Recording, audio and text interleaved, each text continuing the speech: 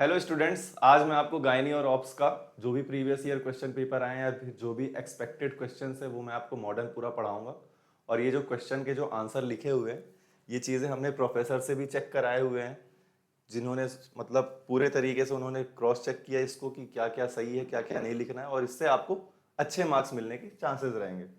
तो आइए टाइम बिना वेस्ट किए चालू करते हैं।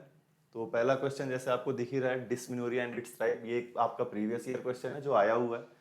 तो डिस्मिनोरिया क्या होता है? डिस्मिनोरिया बेसिकली फीमेल में जो पेनफुल मेंस्ट्रुएशन रहता है, जो पेनफुल मेंस्ट्रुअल ब्लीडिंग रहती है, उसी को हम डिस्मिनोरिया कहते हैं। और ये इतना पेनफुल रहता है कि जो फीमेल है वो अपना नॉर्मल डेली एक्टिविटीज भी नहीं कर पाती है, जिसके कारण उसे रेस्ट या मेडिकेशन की जरूरत पड़ती है। तो आइए पढ़ लेते हैं अपन।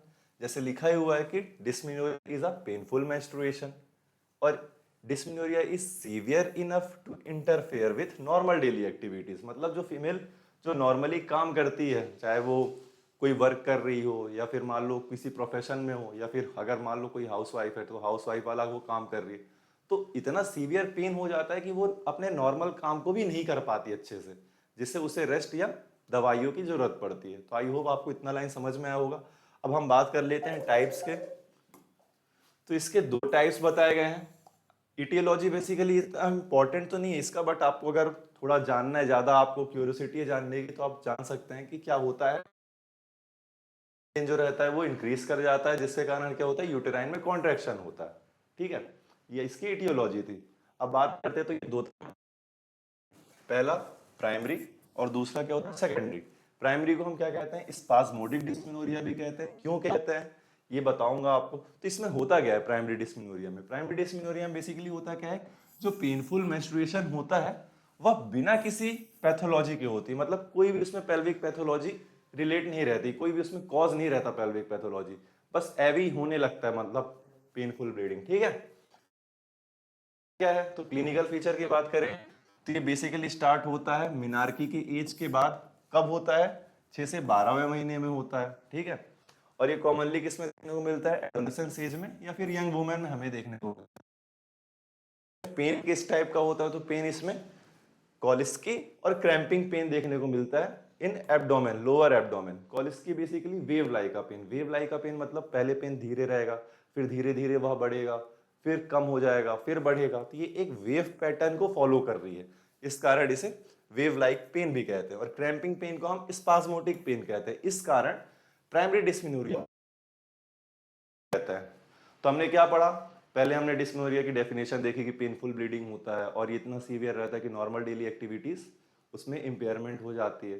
फिर इसके टाइप्स की बात की तो टाइप्स में प्राइमरी पढ़ा। प्राइमरी को हम क्या बोलते हैं? स्पाज्मोटिक पेन, स्पाज्मोटिक डिस्मेनोरिया भी कहते हैं। स्पाज्मोटिक डिस्मेनोरिया क्यों कहते हैं? क्योंकि क्रैम्पिंग पेन होता है लोअर एब्डोमेन में। और बेसिकली ये होता कब है?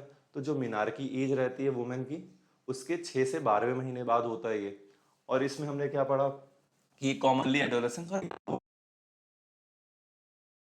तो ये 24 टू 48 आवर्स के बाद ही इसमें पेन जो रहता है वो खत्म होता है। आगे एसोसिएटेड सिम्टम्स या वोमिटिंग, हेडेक, ये साथ ही साथ मिलते हैं प्राइमरी डिस्मेनोरिया में। ठीक है, अब हम बात करते हैं आगे एग्जामिनेशन की। तो इसमें हम क्या एग्जामिनेशन करेंगे? पेल्विक एग्जामिनेशन करेंगे। कोई पैथोलॉजिकल कॉज नहीं दिखेगा, पेल्विक पैथोलॉजी नहीं दिखेगी, तो हम समझ जाएंगे कि हाँ ये क्या है, प्राइमरी डिस्मेनोरिया है। इसमें ट्रीटमेंट क्या कराएंगे? एक्सरसाइज कराएंगे, लाइफ स्टाइल मॉडिफिकेशन, से अच्छे से वह सो पाए, अच्छा खाना खा पाए, उसका वेट कंट्रोल, मतलब जो भी चीजें रहेंगी लाइफ स्टाइल उसमें मॉडिफाई कराएंगे। और अगर पेन हो रहा है तो एनसेड्स देंगे। एनसेड्स बेसिकली मिफिनेमिक एसिड्स है ना। और ओरल कॉन्ट्रासेप्टिव पिल्स भी देंगे। ठीक है, कंबाइंड ओरल कॉन्ट्रासेप्टिव देंगे। कंबाइंड मतलब जिसमें प्रोजेस्टेरोन और एस्ट्रोजन दोनों मिले हो। एग्जाम्पल इसके माला डी, माला एन हो गया है ना। तो हमें ये दवाई देनी, इससे क्या होगा, जो भी सिम्टम्स जो हो रहे हैं उसमें रिलीफ मिल जाएगा। आई होप आपको मेडिसिन भी समझ में आ गया कि हमें क्या मेडिकेशन देना है प्राइमरी। अब हम बात करते हैं सेकेंडरी डिस्मेनोरिया की। तो सेकेंडरी डिस्मेनोरिया को क्या कहते हैं? हम कंजस्टिव डिस्मेनोरिया कहते हैं। और प्राइमरी को क्या कह रहे थे? प्राइमरी को हम स्पाज्मोटिक डिस्मेनोरिया कह रहे थे, क्योंकि उसमें क्रैम्पिंग हो रहा था लोअर एब्डोमिनल पेन। ओके, अब बात करते हैं सेकेंडरी डिस्मेनोरिया। तो सेकेंडरी डिस्मेनोरिया को हम कंजस्टिव पेन भी कहते हैं।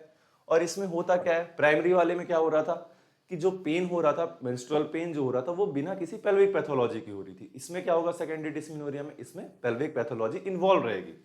तो पढ़ लेते हैं। तो painful menstruation occurring with pelvic pathology, okay, इसे क्या कहेंगे, सेकेंडरी डिस्मेनोरिया कहेंगे, या फिर कंजेस्टिव डिस्मेनोरिया भी कहते हैं। तो इसमें कौन कौन सी पेल्विक पैथोलॉजी इन्वॉल्व रहेगी? तो इंडोमेट्रियोसिस जो बहुत ही कॉमन है, एडिनोमायोसिस हो सकता है, ये दोनों हम आगे पढ़ेंगे भी अभी इसी वीडियो में। Pelvic inflammatory disease, uterine fibroid, endometrial polyps, मतलब ये सब पेल्विक पैथोलॉजी इसमें रहेंगी और इन्हीं के कारण जो होगा पेनफुल मेंस्ट्रुएशन, ब्लीडिंग होगा। इसी को हम क्या कहेंगे, सेकेंडरी डिस्मेनोरिया कहेंगे। इसमें कब होता है? तो इसमें बेसिकली जो वुमेन की एज रहती है 25 टू 30 ईयर्स की एज रहती है। प्राइमरी डिस्मेनोरिया में हमने क्या पढ़ा, उसमें एडोलेसेंस या यंग वुमेन में हो रहा था। सेकेंडरी डिस्मेनोरिया में कब होगा? 25 टू 30 ईयर्स में होगा, है ना। और इसमें बेसिकली क्या रहता है, पेन, उसमें पेन जो था 24 आवर्स से लेके 48 आवर्स तक था। इसमें क्या होगा कि मेंस्ट्रुएशन से कुछ दिन पहले और पूरे थ्रू आउट मेंस्ट्रुएशन, जितने दिन का भी अगर मेंस्ट्रुएशन चल रहा है, पूरे टाइम बना रहेगा पेन इसमें, ठीक है। और साथ ही साथ सिम्टम्स इसमें क्या देखने को मिले, उसमें हमें वॉमिटिंग मिला था, नोजिया देखने को मिला था ना। और इसमें हमें क्या मिलेगा, मोटिलिटी होगा, या क्रॉनिक पेल्विक पेन होगा, या मीनोरेजिक कंडीशन इसमें हमें सेकेंडरी डिस्मेनोरिया में देखने को मिलेगी। अब बात कर लेते हैं ट्रीटमेंट की, कि इसमें ट्रीटमेंट क्या करना है। तो बेसिकली जो भी अंडरलाइंग कॉज है, मतलब जो भी पैथोलॉजी है, चाहे इंडोमेट्रियोसिस है कि एडिनोमायोसिस है कि यूटेराइन फाइब्रॉइड है, सबसे पहले हमें उन्हें ट्रीट करना है। उसके बाद अगर पेन हो रहा है तो हमें एनसेड्स देना है, और hormonal therapy, that is Mala D and Mala N, जो कि ये क्या करेगा, ये जो भी सिम्टम्स रहते हैं उनमें रिलीफ दिलाएगा। तो हमने क्या पढ़ा, हमने पढ़ा पहले डिस्मेनोरिया होता क्या है, फिर डिस्मेनोरिया के हमने टाइप देखे, टाइप कौन कौन से, प्राइमरी और सेकेंडरी देखा। फिर उसमें भी प्राइमरी को क्या कहते हैं, जिसमें पेल्विक पैथोलॉजी नहीं रहती और उसके कारण जो ब्लीडिंग हो रही हो पेनफुल।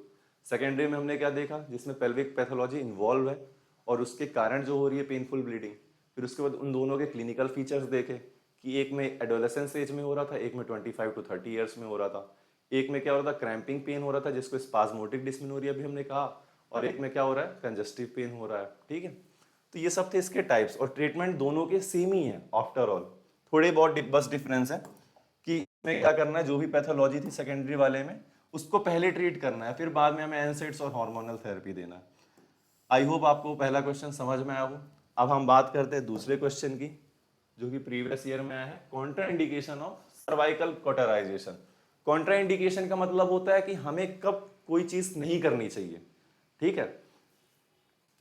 तो सर्वाइकल कॉटराइजेशन, तो कॉटराइजेशन बेसिकली मतलब होता है कि कोई भी अगर ब्लीडिंग हो रही है तो उसे स्टॉप करना है या सीज करना है, ठीक है। पढ़ लेते हैं, जैसे लिखा ही हुआ है कि कॉटराइजेशन बेसिक स्टॉप ब्लीडिंग।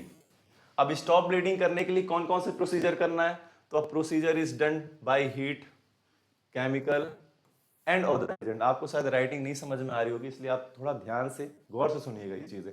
तो कॉटराइजेशन मतलब क्या होता है, कॉटराइजेशन मतलब होता है ब्लीडिंग को स्टॉप करना। और किस किस प्रोसीजर के थ्रू कर सकते हैं, तो चाहे तो हीट के थ्रू कर दे, या फिर केमिकल के थ्रू कर दे, या फिर किसी और एजेंट के थ्रू, मतलब इंस्ट्रूमेंट के थ्रू हमें ब्लीडिंग को स्टॉप करनी है। अब हमको क्वेश्चन क्या पूछा गया था, कॉन्ट्रा इंडिकेशन, मतलब कब हमें ये चीज नहीं करनी, मतलब ब्लीडिंग अगर हो रही है तो उसे रोकना नहीं है। तो इससे अच्छा पहले हम याद कर लेते हैं किसमें किसमें रोकना चाहिए, अगर हमें वो मालूम है तो फिर उसके बाद हम कॉन्ट्रा इंडिकेशन तो लिख के देंगे। तो आइए पहले बात कर लेते हैं इंडिकेशन की, मतलब हमें कब कब ब्लीडिंग को स्टॉप करना है, कब कब हमें कॉटराइजेशन करना है। तो पहला, ल्यूकोरिया में हमें ब्लीडिंग को स्टॉप करना है, एक्सेसिव म्यूकॉइड वेजाइनल डिस्चार्ज, है ना। बेसिकली वेजाइनल डिस्चार्ज जो होगा उसमें एक्सेसिव अमाउंट ऑफ म्यूकस रहेगा, म्यूकॉइड रहेगा वो। Post coital bleeding and the bleeding, contact bleeding, मतलब अगर मान लीजिए कोई फीमेल आई और एज एन डॉक्टर आपने क्या किया, पर स्पेकुलम या पर वेजाइनल आपने एग्जामिनेशन किया, और एग्जामिनेशन के दौरान अगर मान लीजिए टीयर हो जाए, सर्वाइकल टीयर हो जाए, तो उससे ब्लीडिंग होगी, तो उस ब्लीडिंग को रोकने के लिए हम कॉटराइजेशन करेंगे।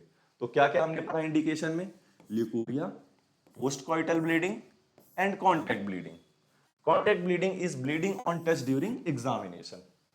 कॉटराइजेशन मतलब मैंने क्या बताया, ब्लीडिंग को स्टॉप करना है, किस किस प्रोसेस के थ्रू, हीट के थ्रू या केमिकल के थ्रू या फिर किसी और एजेंट के थ्रू।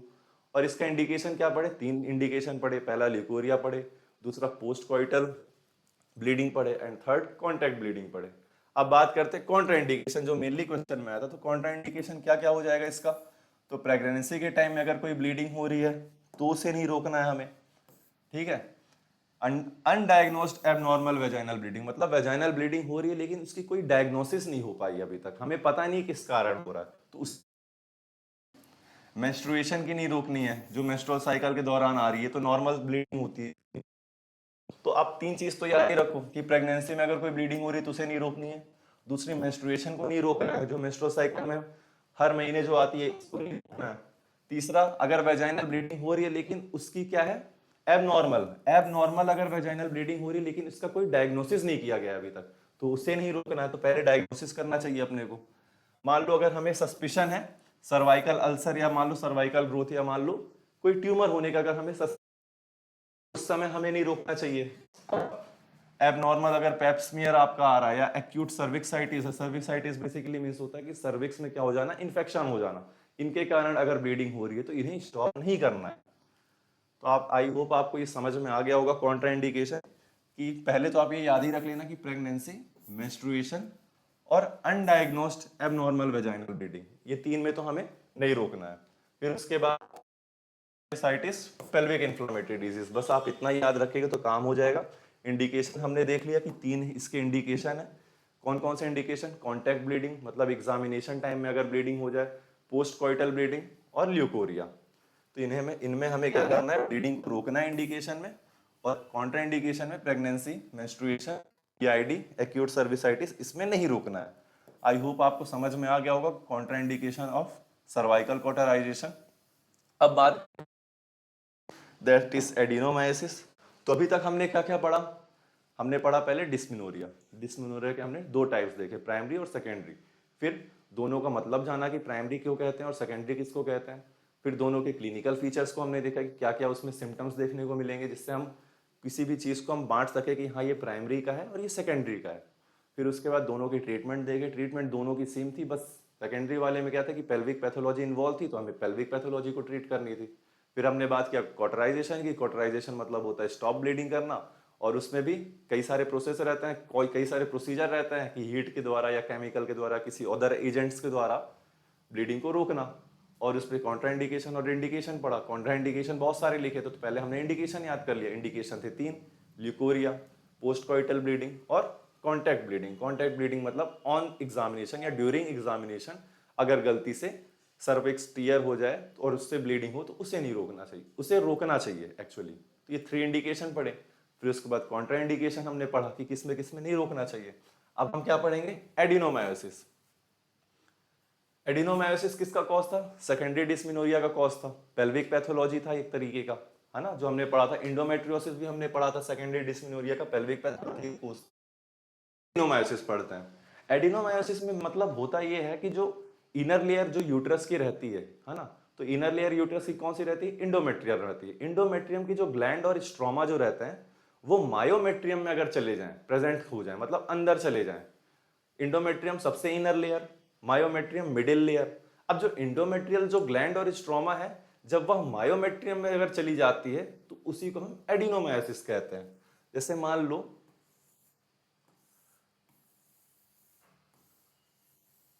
है ना, ये मान लो इंडोमेट्रियम है। अब इंडोमेट्रियम की जो इंडोमेट्रियल ग्लैंड है और स्ट्रोमा है, अगर वो मायोमेट्रियम में चली जाएंगी तो ये बल्की हो जाएगा ऐसे करके, और ये यूनिफॉर्मली या सिमेट्रिकली बल्की होगा यूट्रस जो रहेगा। तो पढ़ लेते हैं एक बार। तो adenomyosis basically a benign gynaecological condition. Benign का मतलब क्या होता है? Non gynaecological condition means reproductive disease. मतलब एडिनोमायोसिस जो है वह बिनाइन गायनेकोलॉजिकल कंडीशन है, मतलब नॉन कैंसरस रिप्रोडक्टिव डिजीज है, जिसमें होता क्या है कि इंडोमेट्रियल ग्लैंड और स्ट्रोमा जो रहते हैं वो प्रेजेंट करते हैं विद इन द मायोमेट्रियम, मतलब मायोमेट्रियम जो कि middle layer of the uterus रहता है उसके अंदर चले जाते हैं, जिसके कारण क्या होता है? डिफ्यूज यूटेराइन इनलार्जमेंट होता है ना, एक दूसरे से फ्यूज कर गए तो उससे क्या होगा? यूट्रस का इनलार्जमेंट हो जाएगा और पेनफुल और हैवी मेंस्ट्रुएशन होगा। हैवी मेंस्ट्रुएशन का मतलब होता है मीनोरेजिया, और पेनफुल मतलब होता है डिस्मिनोरिया, है ना। डिस्मिनोरिया जो हमने पहला क्वेश्चन पढ़ा था। तो क्या मैंने बताया? एडिनोमायोसिस क्या है? बिनाइन गायनेकोलॉजिकल कंडीशन है, मतलब नॉन कैंसरस रिप्रोडक्टिव डिसीज है। होता क्या है इसमें कि जो इंडोमेट्रियल ग्लैंड और जो स्ट्रोमा रहती है वो प्रेजेंट करती है कहाँ, विद इन द मायोमेट्रियम, जिससे होता क्या है कि डिफ्यूज यूटेराइन इनलार्जमेंट होता है और साथ ही साथ क्या होता है, पेनफुल और हैवी मेंस्ट्रुएशन देखने को मिलते हैं। ओके, अब बात करते हैं क्लिनिकल फीचर, क्या क्या हमें इसके सिम्टम्स देखने को मिलेंगे। तो मेंस्ट्रुअल सिम्टम्स और पेन की बात कही गई है, तो मेंस्ट्रुअल सिम्टम्स में क्या देखने को मिलेगा, हैवी मेंस्ट्रुएशन को ही तो हम मेनोरेजिया कहते हैं, जिसमें क्या होगा, एक्सेसिव नंबर ऑफ पैड्स, मतलब more number of pads female use करेगी। और पेनफुल देखने को मिलेगा, heavy menstruation that is menorrhagia, painful menstruation that is dysmenorrhoea. तो ये हमें मेंस्ट्रुअल सिम्टम्स देखने को मिलेंगे। और पेन में क्या होगा, second degree dysmenorrhoea, secondary dysmenorrhoea, जिसे हम कंजेस्टिव डिस्मेनोरिया भी कहते थे। क्या था सेकेंडरी डिस्मेनोरिया, पेल्विक पैथोलॉजी थी। पेल्विक पैथोलॉजी में क्या एडिनोमायोसिस हमने पढ़ा था, बिल्कुल पढ़ा था, इंडोमेट्रियोसिस भी पढ़ा था, पीआईडी भी हमने पढ़ा था, यूटेराइन फाइब्रॉइड भी पढ़ा था, मतलब जितने भी पेल्विक पैथोलॉजी थे उसके कारण अगर मेंस्ट्रुएशन ब्लीडिंग में पेन हो रहा है तो वो सेकेंडरी डिस्मेनोरिया के अंदर आ रहा था। तो सेकेंडरी डिस्मेनोरिया वाला पेन होगा दैट इज कंजेस्टिव पेन होगा, क्योंकि सेकेंडरी डिस्मेनोरिया को ही हम कंजेस्टिव डिस्मेनोरिया कहते हैं, है ना। और क्या देखने को मिलेगा क्लिनिकल फीचर, तो मेंस्ट्रुअल सिम्टम्स तो हमने देख लिया कि मेनोरेजिया रहेगा, डिस्मेनोरिया रहेगा। मेनोरेजिया मतलब excessive amount of bleeding, dysmenorrhoea means painful menstruation. फिर उसके बाद पेन कैसा रहेगा, तो कंजेस्टिव पेन रहेगा, या फिर कह सकते हो सेकेंडरी डिस्मेनोरिया में जो पेन था वो वाला पेन रहेगा। और साथ ही साथ क्या देखने को मिलेगा, सिमेट्रिकली इनलार्ज यूट्रस देखने को मिलेगा, क्योंकि दोनों साइड की वॉल्स में जो इंडोमेट्रियम के जो ग्लैंड और स्ट्रोमा थे वो मायोमेट्रियम में चले गए, तो सिमेट्रिकली हमें क्या देखने को मिलेगा, यूट्रस इनलार्ज देखने को मिलेगा। ठीक है। और क्या है, इनफर्टिलिटी ना भी हो पाए तो कोई दिक्कत नहीं, बट ये आपको सिमेट्रिकली इनलार्ज यूट्रस याद रहना चाहिए। पेन कैसा होता है ये याद रहना चाहिए, मेंस्ट्रुअल सिम्पटम्स क्या देखने को मिलेगा ये याद रहना चाहिए। इसीलिए पहला क्वेश्चन डिस्मेनोरिया मैंने आपको पढ़ाया था कि आपको मेनली क्लिनिकल फीचर लिखने को अगर आए तो आप लिख सको एग्जामिनेशन में कि प्राइमरी डिस्मेनोरिया होगा कि सेकेंडरी डिस्मेनोरिया वाला पेन होगा। आई होप आपको ये समझ में आया हो।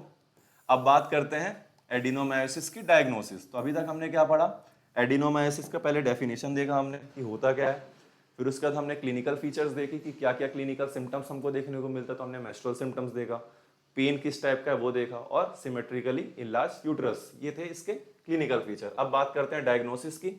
तो आप ये याद रखना, एक बार अल्ट्रासाउंड छोड़ भी दोगे तो चलेगा, लेकिन अगर कोई भी मान लो क्वेश्चन आया, आपको पता नहीं चल रहा कि इन्वेस्टिगेशन क्या लिखना है, तो आप सब में डाल देना यूएसजी कराना। यूएसजी से क्या होता है कि हमें मतलब वो दिख जाता है पूरा 3D, हमको उसका वो दिख जाता है कि एक्चुअली क्या होता है क्या नहीं है। तो इसमें क्या याद रखना है अपने को, एडिनोमायोसिस में एमआरआई याद रखना है। ठीक है, मैग्नेटिक रेजोनेंस इमेजिंग, ये क्या रहता है, गोल्ड स्टैंडर्ड रहता है। ठीक है, हमें ये याद रखना बहुत जरूरी है।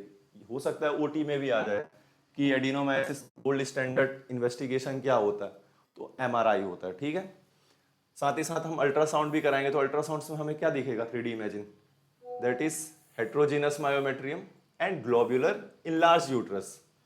ग्लोब्यूलर इनलार्ज यूट्रस कह लो या फिर सिमेट्रिकल इनलार्ज यूट्रस कह लो, दोनों चलेगा। लेकिन का मतलब हो गया, पहले आप होमोजीनस याद रखो। होमोजीनस का मतलब होता है कि सेम टाइप के पार्टिकल, सेम टाइप के पार्टिकल, मान लो ये कंटेनर है, इसमें ए जो है ये सेम टाइप के पार्टिकल है, तो इसे क्या कहेंगे, होमोजीनस मिक्सचर कहेंगे। और हेट्रोजीनस में क्या होगा कि डिफरेंट टाइप के पार्टिकल, बी तो ए एक पहला वाला पार्टिकल, बी दूसरा पार्टिकल, है ना। तो इस टाइप के अगर पार्टिकल अगर किसी कंटेनर में प्रेजेंट है तो क्या कहलाएगा, हेट्रोजीनस मिक्सचर कहलाएगा। और हेट्रोजीनस मायोमेट्रियम हमें क्यों देखने को मिलेगा अल्ट्रासाउंड के थ्रू, क्योंकि जो इंडोमेट्रियल के जो ग्लैंड थे और स्ट्रोमा थे वो मायोमेट्रियम में आ गए। तो मायोमेट्रियम जो था वो हमारा वो इनर लेयर, मिडिल लेयर, वो तो अब रहा नहीं एकदम होमोजीनस, तो वो हेट्रोजीनस बन गया है, मतलब मिक्सचर हो गया है, उसमें फॉर्म हो गए। तो इस कारण अल्ट्रासाउंड के थ्रू हमें ग्लोब्यूलर इनलार्ज यूट्रस मतलब सिमेट्रिकली इनलार्ज यूट्रस देखने को मिलेगा, साथ ही साथ हमें हेट्रोजीनस मायोमेट्रियम देखने को मिलेगा। तो ये याद रखना है, अल्ट्रासाउंड में हमें क्या देखने को मिलता है ये याद रखना है। एडिनोमायोसिस में डायग्नोसिस में एमआरआई जो रहता है, that is magnetic resonance imaging जो रहता है, ये गोल्ड स्टैंडर्ड रहता है। और तीसरा हम क्या कर सकते हैं कि यूट्रस में जाके वहां की सेल्स को निकाल के पैथोलॉजी में भेज सकते हैं, तो हिस्टोपैथोलॉजी हम करा सकते हैं। डायग्नोसिस की बात करें तो आप एज डॉक्टर बैठे हो, कोई फीमेल आई तो आप क्लिनिकली कैसे डायग्नोस करोगे, तो उसमें के बाद लिखा हुआ है कि 35 to 50 year female. Secondary dysmenorrhoea में हमने क्या पढ़ा था, 25 से 30 ईयर की फीमेल को हो रहा था ना।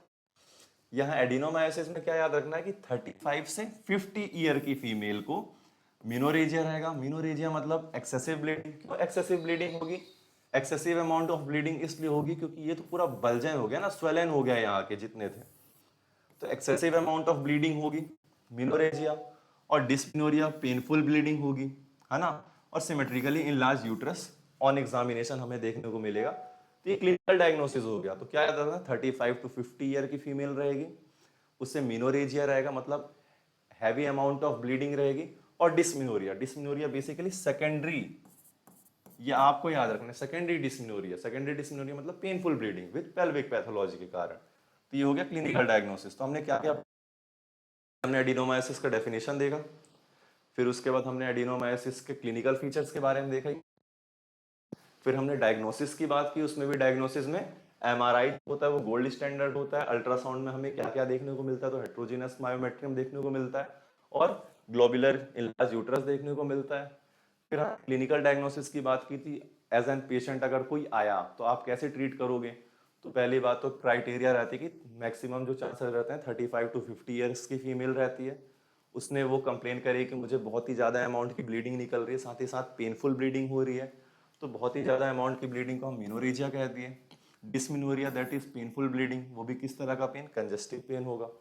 फिर सिमेट्रिकली इनलार्ज यूट्रस, हमें अगर पर वेजाइनल एग्जामिनेशन करोगे तब हमें समझ में आएगा, या फिर अगर मान लीजिए हमने इन्वेस्टिगेशन के लिए अल्ट्रासाउंड के लिए कह दिया तो एडिनोमायोसिस हो सकता है। अब बात करते हैं डिफरेंशियल डायग्नोसिस। अब है क्या, फीमेल आई, आपको बताइए कि मुझे हैवी अमाउंट ऑफ ब्लीडिंग हो रही है, साथ ही साथ पेन हो रहा है। अभी तक आपको क्लियर नहीं है क्योंकि सिमेट्रिकली इनलार्ज यूट्रस आपने अभी तक एग्जामिनेशन, पेल्विक एग्जामिनेशन आपने किया ही नहीं है, ना ही इन्वेस्टिगेशन किया है। तो आपके मन में डाउट आ सकता है कि हो सकता है कोई उस लेडी को यूटेराइन फाइब्रॉइड भी हो सकता है, या इंडोमेट्रियोसिस भी हो सकता है, या पेल्विक इन्फ्लामेटरी डिजीज भी हो सकता है। तो ये जो संदेह रहता है इसे दूर करने के लिए डायग्नोसिस की जरूरत पड़ती है। तो डिफरेंशियल डायग्नोसिस आप लिख लीजिएगा, अगर याद रह जाए कि यूटेराइन फाइब्रॉइड, इंडोमेट्रियोसिस और पीआईडी से भी करना चाहिए। आई होप आपको समझ में आया डेफिनेशन, क्लिनिकल फीचर, डायग्नोसिस। अब बात करते हैं ट्रीटमेंट की। तो ट्रीटमेंट हमें क्या करना है, पेन हो रहा है ना, और सिमेट्रिकली इनलार्ज हो चुका है, बल्जी हो चुका है यूट्रस, तो एनसेड्स देना है। एनसेड्स मतलब होता है non steroidal anti inflammatory drugs, जिसमें इन्फ्लामेशन और पेन को दोनों कम करेगा। कौन सी, मिफिनेमिक एसिड हो गया। हार्मोनल थेरेपी, कंबाइंड ओरल, फिर माला डी, माला एन, और जीएनआरएच एगोनिस्ट दैट इज लियोप्रोलिड। लियोप्रोलिड मतलब जीएनआरएच एगोनिस्ट, एगोनिस्ट मतलब होता है कि ऐसा ड्रग्स जो रिसेप्टर से बाइंड करके उसे एक्टिवेट कर दे, है ना। अब बात करते हैं, तो अभी हमने क्या क्या पढ़ लिया, हमने पढ़ा पहले डिस्मिनोरिया पढ़ा, डिस्मिनोरिया के बाद हमने उसके टाइप्स के बारे में देखा, फिर हमने ट्रीटमेंट भी देखा दोनों टाइप्स की, फिर हमने पढ़ा कॉटराइजेशन ऑफ द सर्वाइकल, मतलब ब्लीडिंग कब स्टॉप करनी है कब नहीं करनी, ये दोनों देखा। फिर हमने क्या पढ़ा, एडिनोमायोसिस पढ़ा, ठीक है। एडिनोमायोसिस में हमने डेफिनेशन पढ़ा, उसका हमने फिर उसका क्लिनिकल फीचर देखा, डायग्नोसिस और डिफरेंशियल डायग्नोसिस पढ़ा, और ट्रीटमेंट पढ़ा। अब हम पढ़ते हैं HIV कंट्रोल प्रोग्राम, हम बाद में देख लेंगे, नॉर्मली थ्योरी है, ये सबको समझ में आता है अगर आप पढ़ लोगे। अब बात करते हैं इंडोमेट्रियोसिस की। तो इंडोमेट्रियोसिस सुनते ही आपको याद आ जाना चाहिए कि हम सेकेंडरी डिस्मिनोरिया जो हमने पढ़ा था उसके पेल्विक पैथोलॉजी में इंडोमेट्रियोसिस भी आता है। तो इसके सिम्टम्स में हम क्या लिख सकते हैं, सेकेंडरी डिस्मिनोरिया लिख सकते हैं, या फिर लिख सकते हैं कि कंजेस्टिव पेन होना, ठीक है। तो ये सब थोड़ा खुद दिमाग लगाना चालू कर दो, पहले टॉपिक को रिलेट कर सकते हो। तो इंडोमेट्रियोसिस समझते हैं। इंडोमेट्रियोसिस बेसिकली ये होता है जो जो टिश्यू जो लाइन करती है यूटेराइन कैविटी में इंडोमेट्रियल को, ठीक है, वही अगर टिश्यू यूटेराइन कैविटी से बाहर जाके कहीं और लाइनिंग करना चालू कर दे, उसी को हम कहते हैं इंडोमेट्रियोसिस। तो पढ़ लेता है, tissue similar to the lining of the uterus that is endometrium, मतलब ऐसे सेल्स, ऐसे टिश्यूज जो कि सिमिलर है, जो कि समान है, जो यूटेराइन कैविटी में इंडोमेट्रियम की जो लाइनिंग कर रही थी, वही सेम टिश्यू अगर यूटेराइन कैविटी से बाहर जाके कहीं और लाइनिंग करने लग जाए या वहां जाके वो प्रेजेंट हो जाए, तो उन्हें हम क्या कहेंगे, इंडोमेट्रियस कहेंगे, इंडोमेट्रियोसिस कहेंगे। तो tissue similar to the lining of the uterus that is endometrium grows outside of the uterus is called endometriosis. अब बात कर लें एकदम प्रोफेशनल टाइप की डेफिनेशन की, तो इट इज बिनाइन। बिनाइन मतलब स्टार्टिंग का, या फिर कह सकते हो non oestrogen dependent gynaecological condition, that is जो ये इंडोमेट्रियोसिस जो रहता है ये हमारा बिनाइंग रहता है, मतलब नॉन कैंसरस ग्रोथ रहता है। और होता क्या है, एस्ट्रोजन डिपेंडेंट रहता है ये गाइनेकोलॉजिकल डिसऑर्डर जो है, मतलब रिप्रोडक्टिव डिसऑर्डर जो है ये एस्ट्रोजन डिपेंडेंट रहता है। एस्ट्रोजन क्या है, हार्मोन है। और इसके कारण क्या हमें देखने को मिलेगा, characterised by the presence of functional endometrial gland, है ना, and stroma outside of the uterus. क्यों? क्योंकि जो बेसिकली इंडोमेट्रियम रहता है, इंडोमेट्रियम हमारे इंडोमेट्रियल ग्लैंड और स्ट्रोमा ही तो प्रेजेंट रहता है, और उसको जो लाइनिंग करने वाली टिश्यू रहती है वो यूटेराइन कैविटी के जब बाहर कहीं भी लाइनिंग करने लगे उसी को तो हम इंडोमेट्रियोसिस कहते हैं। तो सही लिखा है क्या कि यह benign oestrogen dependent gynaecological disorder है। गाइनेकोलॉजिकल डिसऑर्डर जगह आप रिप्रोडक्टिव डिसऑर्डर भी कह सकते हो। Characterised by presence of functional endometrial gland and stroma. Functional क्यों? क्योंकि फंक्शनल होने से हर मेंस्ट्रुअल साइकिल में जैसे एस्ट्रोजन प्रोजेस्टेरोन का जो अपना वो रहता है कि मेंस्ट्रुअल साइकिल का 30 डेज रहता है, उसमें फिर एस्ट्रोजन की अमाउंट की जो बढ़ रही है या घट रही है जो भी रहता है, तो उससे ये भी अफेक्ट होता है हमारा। इंडोमेट्रियोसिस में अगर मान लो ओवरी में हो गया या फेलोपियन ट्यूब में हो गया, तो वहां भी वो मेंस्ट्रुअल साइकिल जैसे ही बिहेव करेगा। जो यूटेराइन कैविटी में जो हमारा इंडोमेट्रियम कर रहा था, वो चीज सेम चीज वहां भी करेगा। इसीलिए फंक्शनल लिखा है इंडोमेट्रियल ग्लैंड और स्ट्रोमा, तो ये भी फंक्शनल है। मतलब मेंस्ट्रुअल साइकिल के दौरान जो भी हार्मोन या जो भी एचपीओ एक्सिस हमारे जो बैलेंस करते हैं या जो इन्फ्लुएंस करते हैं, है ना, इंडोमेट्रियम को, वो सेम चीज इसमें भी करेंगे, इंडोमेट्रियोसिस के केस में भी करेंगे। तो इसके कारण क्या होगा, कॉज होगा साइक्लिक ब्लीडिंग होगी। जैसे मेंस्ट्रुअल साइकिल के दौरान जो ब्लीडिंग होती थी यूटेराइन कैविटी से, वो सेम साइक्लिक ब्लीडिंग होगी, लेकिन outside of the uterine cavity होगी। क्यों होगी? क्योंकि इंडोमेट्रियल ग्लैंड और स्ट्रोमा जो है वो आउटसाइड प्रेजेंट है, और वो भी इंडोमेट्रियल ग्लैंड और स्ट्रोमा जो है वो फंक्शनल है। ठीक है। साथ ही साथ क्या कॉज होगा, क्रॉनिक इन्फ्लामेशन और पेल्विक पेन। तो हमने क्या पढ़ा इंडोमेट्रियोसिस के बारे में, कि जो टिश्यू जो लाइन करती है यूट्रस के अंदर इंडोमेट्रियम को, वही टिश्यू अगर बाहर प्रेजेंट रहे यूटेराइन कैविटी को, तो उसे हम क्या कहेंगे, इंडोमेट्रियोसिस कहेंगे। और इसमें क्या रहता है कि फंक्शनल रहता है इंडोमेट्रियल ग्लैंड और स्ट्रोमा। और साथ ही साथ जो ये इंडोमेट्रियोसिस है ये बेसिकली डिपेंड करता है, एस्ट्रोजन डिपेंडेंट रहता है। साइक्लिक ब्लीडिंग, क्रॉनिक इन्फ्लामेशन और पेल्विक पेन हमें देखने को मिलते हैं। आई होप इंडोमेट्रियोसिस आपको इतना समझ में आया होगा। अब बात करते हैं साइट ऑफ इंडोमेट्रियोसिस की। तो दो तरह की साइट दी हुई है। पहली पेल्विक, जो कि बहुत ही कॉमन होती है, मोस्ट कॉमन रहती है, और पेल्विक साइट में भी सबसे कॉमन और क्या मानी, ओवरी मानी जाए। तो क्या याद रखना, साइट पहली पेल्विक और एक्स्ट्रा पेल्विक। एक्स्ट्रा पेल्विक और पेल्विक में पेल्विक जो रहेगी मोस्ट कॉमन है। अब पेल्विक रीजन में भी क्या, ओवरी जो है वो मोस्ट कॉमन मानी जाएगी। मतलब इन सब में भी ओवरी सबसे ज्यादा कॉमन है ना। अब इसमें क्या, अगर मान लो इंडोमेट्रियोसिस होगा तो इसको हम क्या कहेंगे, इंडोमेट्रियोमा कहेंगे इस टर्म को, अगर ओवरी में हो रहा है। और साथ ही साथ चॉकलेट सिस्ट भी कहते हैं, क्योंकि देखने में ये चॉकलेट सिस्ट टाइप की दिखती है अगर हम सी करें इन्वेस्टिगेशन के थ्रू।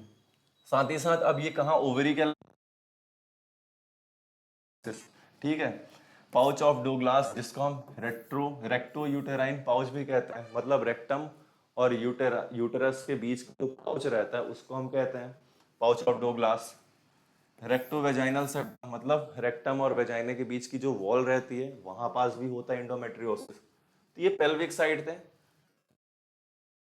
पेल्विक साइड की बात करें तो एब्डोमिनल वॉल स्कार, मतलब सर्जरी के बाद या लेप्रोटॉमी आफ्टर सिजेरियन सेक्शन या लेप्रोटॉमी के बाद जो एब्डोमेन के जो वॉल रहता है उसमें स्कार डेवलप हो जाता है, उसमें होने के चांसेस रहते हैं कि इंडोमेट्रियोसिस हो सकता है। साथ ही साथ अम्बलिकस में भी होता है और इंटेस्टाइन। इंटेस्टाइन में कहा, रेक्टो सिग्मोइड कोलोन। आपको ये याद रहे तो अच्छी बात है, अगर नहीं याद रहे तो कोई दिक्कत नहीं है। बस ये याद रखना है कि जो इंडोमेट्रियोसिस है उसकी साइड क्या है, पेल्विक साइड है और एक्स्ट्रा पेल्विक साइड है। उसमें भी पेल्विक साइड जो रहती है मोस्ट कॉमन होती है। फिर उस पेल्विक साइड में भी आपका ओवरी, फेलोपियन ट्यूब, मतलब यूटेराइन कैविटी के बाहर जितने भी रिप्रोडक्टिव ऑर्गन होते हैं सबको ऐड कर देना। तो ओवरी हो गया, फेलोपियन ट्यूब हो गया, रेक्टोवेजाइनल सेप्टम हो गया, पेल्विक पेरिटोनियम हो गया, इसमें भी ओवरी जो रहती है ये मोस्ट कॉमन रहती है, इसको हम क्या कहते हैं, इंडोमेट्रियोमा भी कहते हैं और चॉकलेट सिस्ट भी कहते हैं, अगर ओवरी में जो हो रही रहती है।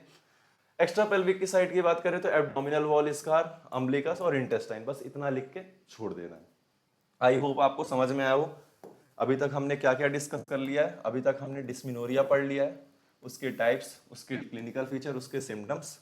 फिर हमने क्या पढ़ा, हमने पढ़ा फिर उसके बाद कॉटराइजेशन ऑफ द सर्विक्स, कब हमें ब्लड स्टॉप करना है कब नहीं करना है। उसके बाद हमने पढ़ा एडिनोमायोसिस। एडिनोमायोसिस में क्या हो रहा था, सिमेट्रिकली यूट्रस इनलार्ज कर रहा था। उसमें गोल्ड स्टैंडर्ड कौन था, एमआरआई था। एमआरआई क्या था, गोल्ड स्टैंडर्ड था इन्वेस्टिगेशन में। डिफरेंशियल डायग्नोसिस भी हमने पढ़ा, कौन सी एज में हो रहा था ये, 35 से 50 ईयर फीमेल को हो रहा था। साथ ही साथ वो मिनोरेजिया और डिस्मिनोरिया का कंप्लेन कर रही थी और सिमेट्रिकली इनलार्ज यूट्रस था। तो इससे हम कंफर्म हो गए कि हाँ एडिनोमायोसिस है। इंडोमेट्रियोसिस में हमने क्या पढ़ा, इंडोमेट्रियोसिस में हमने पढ़ा कि जो हमारी जो टिश्यू लाइन करती है इंडोमेट्रियम को, वो अगर यूटेराइन कैविटी के बाहर कहीं भी प्रेजेंट है, ठीक है, तो वो क्या कहलाएगी, इंडोमेट्रियोसिस कहलाएगा। वो क्या रहता है, और स्ट्रोमा रहता है जो बाहर प्रेजेंट रहता है, एस्ट्रोजन डिपेंडेंट रहता है, तो साइक्लिक ब्लीडिंग भी होती है, ठीक है, पेन भी होता है, क्रॉनिक इन्फ्लामेशन भी होता है। सॉरी, डायग्नोसिस हमने किया इसमें और क्लिनिकल फीचर्स देखे। अब बात करते हैं साइट्स, हमने देखी मेनली, सॉरी हमने साइट्स देखा, कॉजेस तो हमने देखी लिया, cyclic bleeding, chronic inflammation, pelvic pain. Sites हमने देखी, पेल्विक, एक्स्ट्रा पेल्विक साइट्स हमने देखी इंडोमेट्रियोसिस में। अब हम बात करते हैं next topic, that is congenital malformation of the female reproductive system. Congenital मतलब क्या होता है, जन्मजात। मालफॉर्मेशन मतलब क्या होता है, एबनॉर्मल डेवलपमेंट। किसका, फीमेल के रिप्रोडक्टिव सिस्टम का, मतलब जन्म से ही उसका एबनॉर्मल डेवलपमेंट हो जाना फीमेल के रिप्रोडक्टिव सिस्टम का। अब आप एक चीज याद रखना कि जो मुलेरियन डक्ट रहता है दो पेयर में रहता है, ठीक है, वन पेयर कह लो, सॉरी वन पेयर मतलब 2 इन नंबर्स में मुलेरियन डक्ट रहता है। वो मुलेरियन डक्ट का एबनॉर्मल डेवलपमेंट होना या एबनॉर्मल फ्यूजन होना या एबनॉर्मल कैनालाइजेशन होना, ये सब कॉज करता है हमारा malformation development of the female reproductive system. Mainly Mullerian duct he cause करता है। इसका अगर एबनॉर्मेलिटी हो, मतलब एबनॉर्मल डेवलपमेंट हो या फ्यूजन हो या कैनालाइजेशन हो, इसके कारण ही कौन मतलब मालफॉर्मेशन होता है। आइए पढ़ लेते हैं। तो congenital malformation of the female reproductive system are structurally abnormalities of the female genital tract, means structure में abnormalities आ जाएगी फीमेल जेनाइटल ट्रैक्ट की। साथ ही साथ that are present at birth that का, इस कारण कॉन्जेनाइटल बोला गया है। क्या कि रिप्रोडक्टिव ट्रैक सिस्टम की जो रिप्रोडक्टिव सिस्टम है या जेनाइटल ट्रैक है, उसमें जन्म से ही, बर्थ से ही क्या हो, स्ट्रक्चर एबनॉर्मेलिटीज हो। और होता क्यों है ये, due to abnormal development, abnormal fusion, abnormal canalisation of the Mullerian duct during embryogenesis. Embryogenesis क्या होता है, पहले स्पर्म मेल का और फीमेल का मिलते हैं, जाइगोट फॉर्मेशन होता है, फिर वो 2, 4, 6, 8 सेल बनते बनते ट्रोफोब्लास्टिक कंडीशन आता है, फिर उसके बाद वो इम्प्लांट करते हैं, इम्प्लांट के बाद एम्ब्रियोजेनेसिस प्रोसेस चालू होती है। तो उस एम्ब्रियोजेनेसिस प्रोसेस के दौरान अगर मुलेरियन डक्ट जो है उसका एबनॉर्मल डेवलपमेंट हो या एबनॉर्मल फ्यूजन हो या एबनॉर्मल कैनालाइजेशन हो, तो उसके कारण जो होता है वो स्ट्रक्चर एबनॉर्मेलिटीज पैदा हो जाती हैं बर्थ के टाइम फीमेल के, ठीक है। अब बात कर लेते हैं क्लासिफिकेशन की। तो हम क्लासिफिकेशन में भी यही बात करेंगे कि एबनॉर्मल फ्यूजन के कारण ये हो रहा है या एबनॉर्मल कैनालाइजेशन के कारण हो रहा है या एबनॉर्मल डेवलपमेंट के कारण हो रहा है। तो कैसे कैसे टाइप का हमें यूट्रस देखने को मिलेगा या कैसे कैसे टाइप का हमें सर्विक्स देखने को मिलेगा, हम ये बात करेंगे अब। तो अब क्लासिफिकेशन की बात कर लेते हैं। तो क्लासिफिकेशन में पहला मुलेरियन एजेंसिस या फिर हाइपोप्लासिया भी कह सकते हैं। मुलेरियन का क्या हो जाना, हाइपोप्लासिया हो जाना। हाइपोप्लासिया मतलब बेसिकली होता है अंडर डेवलप्ड और एजेंसिस का मतलब होता है एब्सेंट, ठीक है, कि मुलेरियन डक्ट का जो है वो अंडर डेवलपमेंट होना या फिर एब्सेंट हो जाना। इसके कारण क्या कॉज होगा, वेजाइनल एजेंसीज होगा, सर्वाइकल एजेंसीज होगा, यूटेराइन एजेंसीज होगा, है ना। ये तो जेनेटल ट्रैक के सिस्टम है ना ये जितने हैं। तो अगर मुलेरियन डक्ट का क्या हो जाए, अंडर डेवलप हो जाए या फिर एब्सेंट हो जाए तो क्या होगा, वेजाइना भी एब्सेंट हो जाएगा या फिर अंडर डेवलप हो जाएगा, या सर्विक्स भी जो है वो हमारा अंडर डेवलप या एब्सेंट हो जाएगा, या फिर यूट्रस भी जो है हमारा अंडर डेवलप या फिर एब्सेंट हो जाएगा। MRKS सिंड्रोम अगर याद रह सके तो याद कर लीजिए, बेटर है, अगर ना हो तो कोई दिक्कत नहीं, बट पेपर में इतना लिखना है। तो अभी तक हमने क्या देखा, कॉन्जेनाइटल मालफॉर्मेशन कैसे हो रहा था, ये मुलेरियन डक्ट का एबनॉर्मेलिटीज के कारण, मतलब सॉरी मुलेरियन डक्ट का एबनॉर्मल डेवलपमेंट के कारण, एबनॉर्मल फ्यूजन के कारण, एबनॉर्मल कैनलाइजेशन के कारण, इसके कारण क्या हो रहा था, मालफॉर्मेशन हो रहा था, मालफॉर्मेशन हो रहा था, जिससे हमें structure abnormalities female genital tract की देखने को मिली। उसके बाद हमने क्या पढ़ा, क्लासिफिकेशन, क्लासिफिकेशन में हमने क्या पढ़ा, पहला मुलेरियन एजेंसिस पढ़ा। अब हम पढ़े यूनिकॉर्नुएट यूट्रस। यूनिकॉर्नुएट यूट्रस में क्या होता है कि जो मुलेरियन डक्ट होता है, मैंने पहले ही क्या बताया था कि एम्ब्रियोजेनेसिस के टाइम में जो मुलेरियन डक्ट रहता है वो वन पेयर में रहता है, वन पेयर मतलब 2 इन नंबर्स में रहता था। तो 2 इन नंबर्स में रहने के कारण दो रहता था मुलेरियन डक्ट, उसमें भी development of only one Mullerian duct. अगर दो में से कोई एक मुलेरियन डक्ट का हुआ डेवलपमेंट, दूसरे का नहीं हुआ, उसके कारण क्या होगा, यूनिकॉर्नुएट यूट्रस होगा। ठीक है, अब तीसरी बात करते हैं यूटेरस डाइडेल्फस। यूटेरस डाइडेल्फस में क्या है, failure of fusion of Mullerian duct, मतलब जो दो मुलेरियन डक्ट है उनका एक दूसरे से फ्यूजन कंप्लीटली फेल हो जाना, इसके कारण क्या होगा, यूटेरस डाइडेल्फस कंडीशन डेवलप होगी, जिसमें डबल यूटेरस होता है। डबल यूटेरस बेसिकली ये हो गया डबल यूटेरस, है ना, ये बीच में आ गया। इसमें क्या होगा, अगर मान लो यहाँ पास कोई इम्प्लांट है बेबी, तो हो सकता है चांसेस हो कि यहाँ पास भी इम्प्लांट हो जाए। कई सारे आप रील्स देखने को मिल जाएंगे अगर आप सर्च करो तो। यूटेरस डाइडेल्फस कंडीशन कब डेवलप होती है, जब मुलेरियन डक्ट का जो फ्यूजन रहता है वो कंप्लीटली फेल हो जाए। उसके कारण क्या होता है, डबल यूटेरस, कभी कभी क्या रहता है डबल वेजाइना भी बन जाता है, ये स्ट्रक्चर एबनॉर्मेलिटीज हो जाती है। तो आई थिंक आपको समझ में आया यूनिकॉर्नुएट यूट्रस से क्या बात हुई कि डेवलपमेंट एक ही मुलेरियन डक्ट का हो रहा था। ठीक है, फिर उसके बाद हमने क्या पढ़ा, ये यूट्रस डाइडेल्फस, जिसमें क्या होता कि फ्यूजन कंप्लीटली फेल हो जा रहा था मुलेरियन डक्ट का। अब बात करते हैं बाइकॉर्नुएट यूट्रस की। तो बाइकॉर्नुएट यूट्रस में partially failure of the fusion of the Mullerian duct, completely fail होने से क्या हो रहा था कि double uterus, double cervix, double vaginal, ये सब, जिसको हम क्या कह रहे थे, यूटेराइन डाइडेल्फस कह रहे हैं।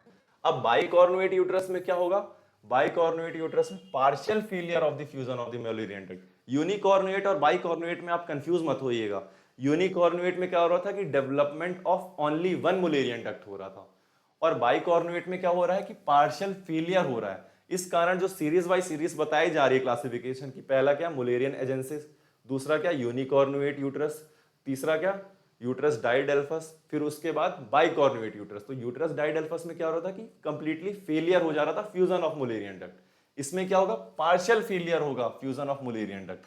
ठीक है, तो यूनिकॉर्नुएट यूट्रस और बाइकॉर्नुएट में कंफ्यूज बिल्कुल मत होइएगा।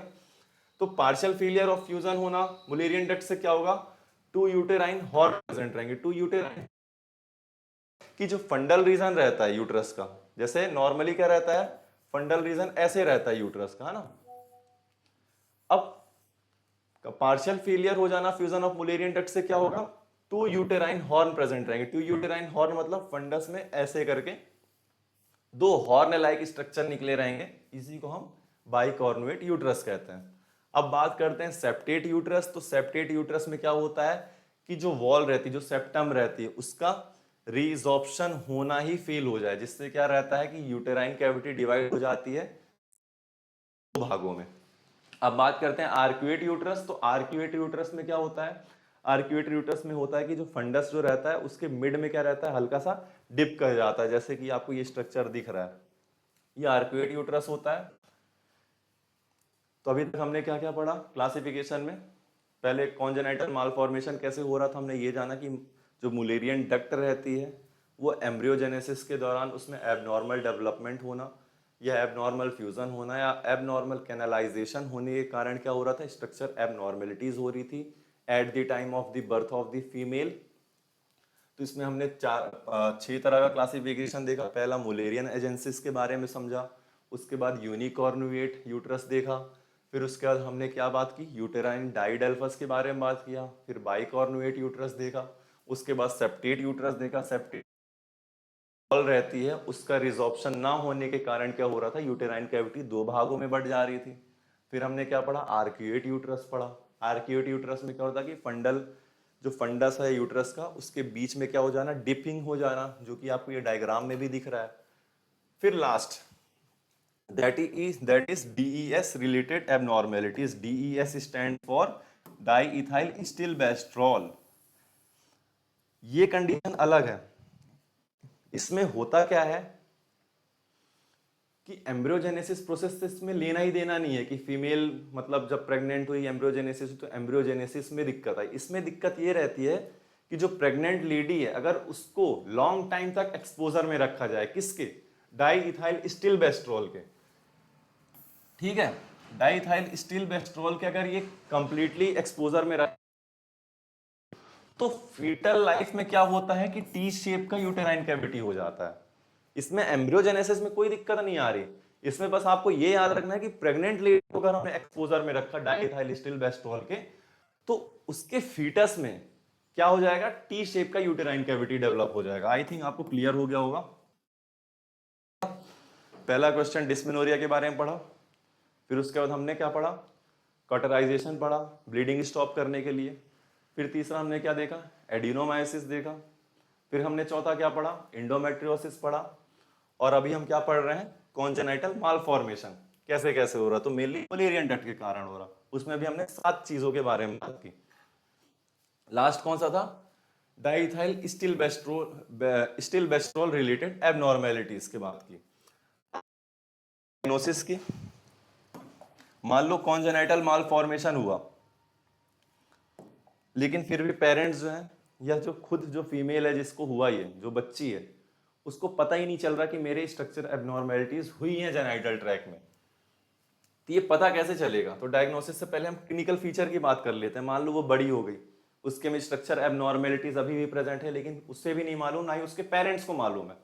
तो क्या देखने को मिलेगा, जो भी फीमेल आएगी जिसमें क्या हो स्ट्रक्चर एबनॉर्मेलिटीज हो उसके जेनाइटल ट्रैक में, तो वो आएगी जो आपके पास कंप्लेन करेगी कि इनफर्टिलिटी हो रहा है, मतलब प्रेग्नेंट नहीं हो पा रही, या फिर अगर हो भी रही है प्रेग्नेंट तो बार बार अबॉर्शन हो जा रहा है, उसका रिकरेंट प्रेगनेंसी लॉस हो रहा है, ठीक है। या फिर प्राइमरी एमिनोरिया। प्राइमरी एमिनोरिया मतलब नॉर्मली माना जाता है कि मिनार्की की एज में आके फर्स्ट टाइम जो ब्लीडिंग होती है उसको मिनार्की कहा जाता है, और साइकिल फिर चलती रहती है हर महीने। लेकिन मान लो कोई जो फीमेल है वो 20 साल की हो गई, 21 साल की हो गई, 22 साल की हो गई, उसके अभी तक ब्लीडिंग नहीं आ रही है, मतलब मेंस्ट्रुअल साइकिल स्टार्ट नहीं हो रहा, तो वो कौन सी कंडीशन कहलाएगी, वो प्राइमरी एमिनोरिया कहलाएगी, है ना। तो primary amenorrhoea, infertility, recurrent abortion या फिर रिकरेंट प्रेगनेंसी लॉस हो जाना, ये सब कंडीशन किस में होता है, स्ट्रक्चर एबनॉर्मेलिटीज होने के कारण होता है, ठीक है। तो हम डायग्नोसिस क्या करेंगे, अल्ट्रासोनोग्राफी, हिस्टीरोसेल्पिंजोग्राफी। हिस्टीरोसेल्पिंजोग्राफी का बेसिकली मतलब होता है tubal patency test.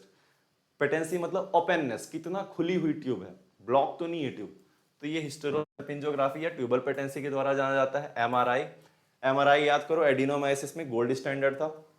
Hysteroscopy, hysteroscopy मतलब वेजाइनल कैनाल के थ्रू हम क्या रहता है कि कैमरा के थ्रू हम अंदर डालते हैं, उससे हमको इमेज दिख जाती है कि एक्चुअली अंदर क्या चल रहा है। या लेप्रोस्कोपी, लेप्रोस्कोपी में क्या करते हैं, एब्डोमेन में स्मॉल इंसिजन लगाते हैं, उसके थ्रू हम लोग कैमरा और बाकी इंस्ट्रूमेंट हम डालते हैं और अंदर देखते हैं कि क्या है।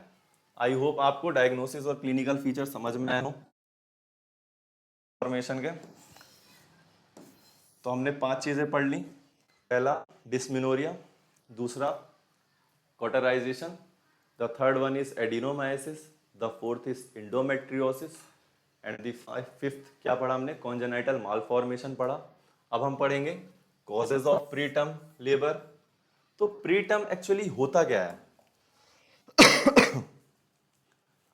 प्रीटर्म टर्म और पोस्ट टर्म बेसिकली एक बांटी गई है कि एज ऑफ वायबिलिटी होनी चाहिए। एज ऑफ वायबिलिटी मतलब कितने वीक्स, कितने गेस्टेशन का बच्चा है। अगर मान लो 37 वीक्स से लेके 41 वीक्स के बीच में अगर मान लो कोई भी बेबी डिलीवर हुआ, तो उसको हम क्या कहेंगे, टर्म बेबी कहेंगे, है ना। 37 वीक्स के अगर पहले हो रहा है तो वो क्या कहलाएगा, प्री टर्म कहलाएगा। या मान लो 41 वो क्या कहलाएगा, पोस्ट टर्म कहलाएगा। आई होप आपको क्लियर हो गया होगा। तो आप 37 से 41 वीक्स याद रखो, जिसको हम टर्म कंडीशन कहते हैं। टर्म बेसिकली हो गया 9th मंथ के पहले अगर कोई भी चीज होगी तो वो प्री टर्म कहलाएगी। 9 मंथ के बाद होगी, या मान लो 9th और 10th मतलब 10वें महीने के बाद होगी तो वो क्या कहलाएगी, पोस्ट टर्म कहलाएगी। ठीक है, तो अब हम बात कर रहे हैं प्री टर्म होता है। लेबर का बेसिकली मतलब होता है, लेबर एक प्रोसेस होता है जिसके थ्रू होता क्या है कि जो फीटस रहता है, फीटस का मेम्ब्रेन और फीटस की प्लेसेंटा का यूटरस से बाहर आ जाना। और ये भी बाहर कैसे आता है, लगातार यूटेराइन कॉन्ट्रेक्शन होता है और साथ ही साथ क्या होता है, सर्विक्स का डायलेशन होता है, जिससे जो बेबी जो बाहर आ जाती है उस प्रोसेस को हम क्या कहते हैं, उस प्रोसेस को हम लेबर कहते हैं। तो अब हम पढ़ रहे हैं causes of preterm of labour, मतलब क्या क्या कारण है प्री टर्म लेबर होने के। 41 वीक्स में बच्चा ना निकल के पहले ही बाहर आ जाने के क्या क्या कारण होते हैं फीमेल में। तो आइए पढ़ते हैं। तो onset of labour, onset of labour मतलब होता है कि बिगिन मतलब starting of labour after 28 weeks and before 37 weeks of gestation. तो अभी तक मैंने क्या बताया, 37 से 41 क्या माना जाता है, टर्म बेबी माना जाता है। इसके पहले मतलब 37 वीक के पहले क्या, प्री टर्म। उसमें भी कब, 28 हफ्ते से मतलब 28 वीक के बाद और 37 वीक के पहले अगर मान लो ऑनसेट ऑफ लेबर हो। ऑनसेट ऑफ लेबर मतलब लेबर प्रोसेस स्टार्ट हो जाए तो उसे हम क्या कहेंगे, प्री टर्म कहेंगे, प्री टर्म लेबर। अब इसके कारण की बात करते हैं, ठीक है। तो कारण इसके क्या है, मैटरनल कॉज है, फीटल कॉज भी होता है और प्लेसेंटल कॉज भी होता है। तो पहले हम मैटरनल कॉज की बात करते हैं कि प्री टर्म होने की मैटरनल कॉज क्या क्या है। तो मैटरनल साइड से क्या है कि प्रीवियस प्रीटर्म लेबर, मतलब हो सकता है कि इससे पहले भी प्रीटर्म लेबर हो चुका हो, इस कारण इस बार भी प्रीटर्म लेबर। 28 वीक के बाद और 37 वीक के पहले अगर लेबर प्रोसेस स्टार्ट हो जाए तो उसे हम क्या कहेंगे, प्रीटर्म लेबर कहेंगे। तो उसका कारण क्या है, मैटरनल कॉज में पहले हमने पढ़ा प्रीवियस प्रीटर्म लेबर, मतलब पहले भी एक बार मदर को preterm labour. Extremes of maternal age, ये बहुत ही अफेक्ट करती है।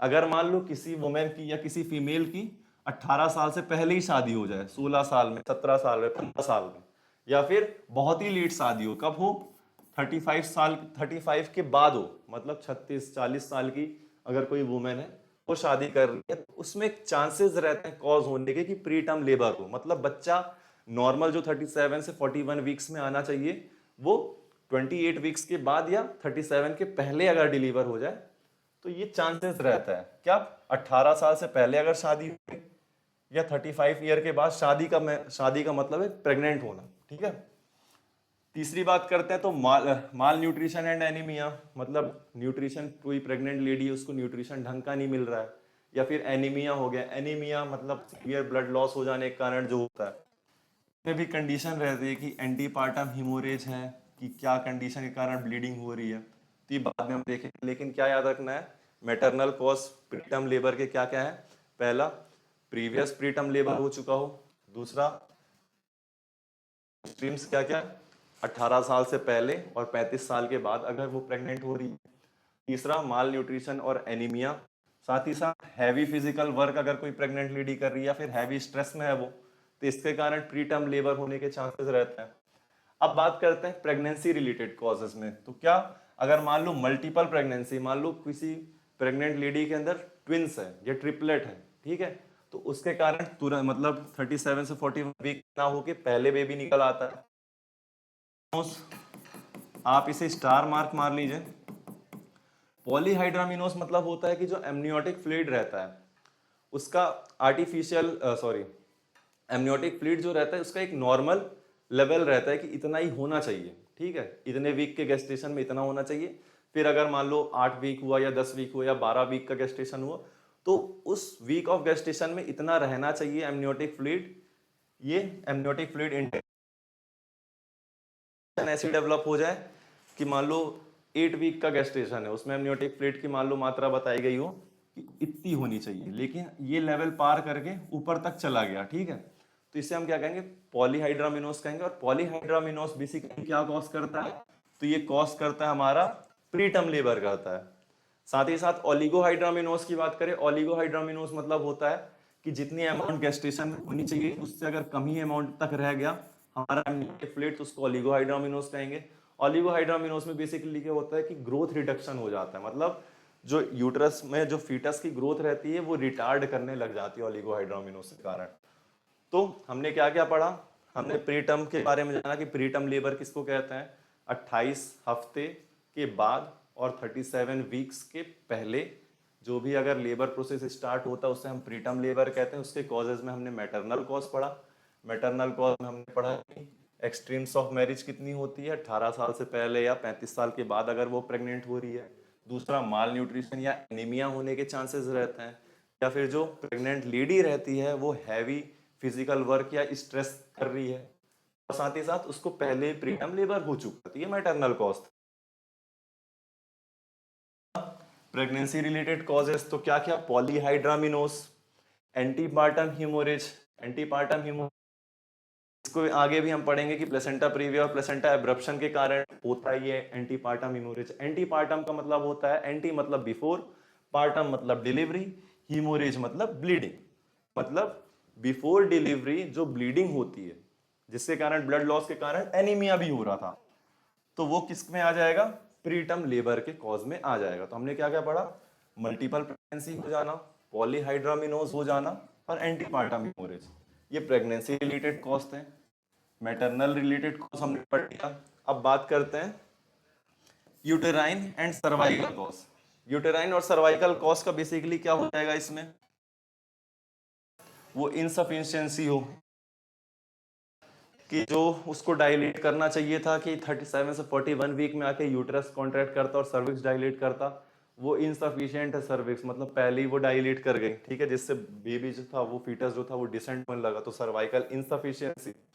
या हो सकता है कि यूटेराइन में एबनॉर्मेलिटीज हो, कौन कौन सी, septate uterus, bicornuate uterus, unicornuate uterus, जो हमने malformation of the female genital tract जो हमने पढ़ा था अभी, कॉन्जेनाइटल, है ना, तो वही चीज यहाँ भी आ गई कि इन एबनॉर्मेलिटीज के कारण भी क्या होता है, प्रीटर्म लेबर होने के चांसेस रहते हैं। हमने जो पढ़ा था रिकरेंट प्रेगनेंसी लॉस हो जाना, है ना, अगर हो भी रहा है तो पहले हमने क्या पढ़ा था क्लिनिकल फीचर में, माल फॉर्मेशन वाले में, कि इनफर्टिलिटी क्लिनिकल फीचर बताएगी, मतलब प्रेग्नेंट ही नहीं हो रही। अगर मान लो हो भी रही है तो रिकरेंट प्रेगनेंसी लॉस हो जा रहा है बार बार, है ना, तो ये सब हमने पढ़ा था। अब बात कर लेते हैं और कॉजेस क्या क्या होते हैं। तो हमने क्या क्या कॉजेस पढ़ लिए प्रीटर्म लेबर के, maternal cause, pregnancy related cause, cervix और यूटेराइन कॉज, साथ ही साथ अब बात कर लेते हैं फीटल कॉज की, या फिर इन्फेक्शन क्या क्या होते हैं मदर में। तो एसटीडी, यूरिनरी ट्रैक इन्फेक्शन और कोरियोएमनियोटाइटिस, ये जो इन्फेक्शन है इनके कारण क्या होते हैं, प्रीटर्म लेबर होने के चांसेस रहते हैं। अब बात करते हैं फीटस में क्या क्या कॉज होते हैं। तो foetus, foetal distress, IUGR that is intrauterine growth retardation, IUFD that is intrauterine foetal death, या कॉन्जेनाइटल फीटल एनोमली, ये क्या कॉज करते हैं, ये फीमेल में कॉज करते हैं प्रीटर्म लेबर के। तो हमने क्या क्या पढ़ा, प्रीटर्म लेबर में कौन कौन से कॉजेस पढ़े, maternal cause, pregnancy related cause, cervix uterine cause, infection और द लास्ट फीटल कॉज। ये सब किसके कॉज थे, हमारे प्रीटर्म लेबर के थे। तो हमने क्या क्या पढ़ा आज, हमने पढ़ा पहले डिस्मेनोरिया के टाइप, फिर उसके बाद हमने देखा कॉटराइजेशन ऑफ सर्विक्स, उसके बाद हमने पढ़ा एडिनोमायोसिस, फिर हमने पढ़ा इंडोमेट्रियोसिस, फिर उसके बाद हमने पढ़ा कॉन्जेनाइटल मालफॉर्मेशन होना फीमेल जेनाइटल ट्रैक्ट का, फिर उसके बाद हमने क्या पढ़ा, कॉजेज ऑफ प्रीटर्म लेबर। अब हम बात करते हैं मेनोपॉज और उसकी मैनेजमेंट की, कि कोई भी फीमेल है अगर वो मेनोपॉज की कंडीशन में है, ठीक है, तो उसमें हम क्या क्या मैनेजमेंट करना है, क्योंकि मेनोपॉज होने के बाद ना फीमेल में कई सारे सिम्टम्स आते हैं जो कि बहुत ही उसको मतलब पढ़ेंगे अपन, अभी पढ़ते ही आगे तो पता चलेगा कि क्या क्या सिम्टम्स हमें देखने को मिलेंगे। तो मेनोपॉज बेसिकली क्या होता है कि menopause is the permanent stop या cessation of the menstruation resulting from the loss of ovarian follicle activity, मतलब मेनोपॉज वह कंडीशन होती है जिसमें जो मेंस्ट्रुएशन रहता है, जो ब्लीडिंग रहती है, वो परमानेंट स्टॉप हो जाए या परमानेंट सीज हो जाए, जिसे हम सीजेशन भी कहते हैं। क्यों होती है ये? क्योंकि जो ओवेरियन फॉलिकल की जो एक्टिविटी रहती है उसका लॉस हो जाना, उसकी एक्टिविटी का लॉस हो जाना, इस कारण जो रहता है ब्लीडिंग जो रहती है स्टॉप हो जाती है। हमें इसकी डायग्नोसिस रेट्रोस्पेक्टिवली करनी चाहिए। रेट्रोस्पेक्टिवली मतलब पास्ट में जाके करनी चाहिए। पास्ट मतलब फीमेल से पूछना चाहिए कि कब से आपको ब्लीडिंग नहीं हो रही। पास्ट हिस्ट्री लेने को ही हम रेट्रोस्पेक्टिवली कहते हैं, ठीक है। तो फीमेल क्या बताएगी कि 12 कंसेक्यूटिव मंथ ऑफ एमिनोरिया, ठीक है, मतलब 12 महीने से क्या हो रहा हो, एमिनोरिया की कंडीशन डेवलप है, मतलब ब्लीडिंग बिल्कुल नहीं आ रही है। लगातार 12 महीने तक अगर किसी वुमेन को ब्लीडिंग नहीं आ रही है तो क्या कहलाएगा, वो मेनोपॉज की कंडीशन कहलाएगी। और जो 12 महीने तक जो ब्लीडिंग नहीं आ रही है उसमें भी कोई भी पैथोलॉजिकल इन्वॉल्व नहीं है। अगर मान लो इन्वॉल्व हो जाए, मान लो ट्यूब ब्लॉक हो गया, एचएसजी तुमने किया और उसमें दिखा कि ट्यूब ब्लॉक हो चुका है, ठीक है, तो ब्लीडिंग तो नीचे तक नहीं आ पा रही क्योंकि ट्यूब ब्लॉक है। 12 महीने तक लगातार ब्लीडिंग ना आना विदाउट एनी पैथोलॉजिकल और फिजियोलॉजिकल कॉज, उसमें भी कोई भी पैथोलॉजिकल कॉज मतलब कोई भी डिजीज नहीं है और फिजियोलॉजिकल कॉज कोई भी चीज इन्वॉल्व नहीं है, बस एवी कि 12 महीने तक उसे ब्लीडिंग नहीं हो रही है, ठीक है, तो वो क्या कहलाएगा, मेनोपॉज कहलाएगा। और एवरेज एज कितनी मानी जाती है, 45 से 50 ईयर्स जो फीमेल की एज रहती है ये मानी जाती है कि इतने एज में जो रहता है मेनोपॉज हो जाता है फीमेल को। तो हमने क्या पढ़ा, मेनोपॉज क्या होता है कि कंप्लीटली ब्लड का स्टॉप हो जाना या सिजेशन हो जाना। क्यों होना, क्योंकि ओवेरियन फॉलिकल की जो एक्टिविटी रहती है उसका लॉस हो जाना। हम इसका डायग्नोसिस कैसे करेंगे, तो रेट्रोस्पेक्टिवली करेंगे, मतलब after 12th consecutive month of amenorrhoea develop रहेगा विदाउट एनी पेल्विक पैथोलॉजी, और साथ ही साथ फिजियोलॉजिकल कॉज कुछ भी देखने को नहीं मिलेगा। उसमें भी हमने एज की बात की तो एवरेज एज 45 से 50 ईयर्स तक की एज वो मानी जाती है। अब बात करते हैं आगे, that is physiology of menopause.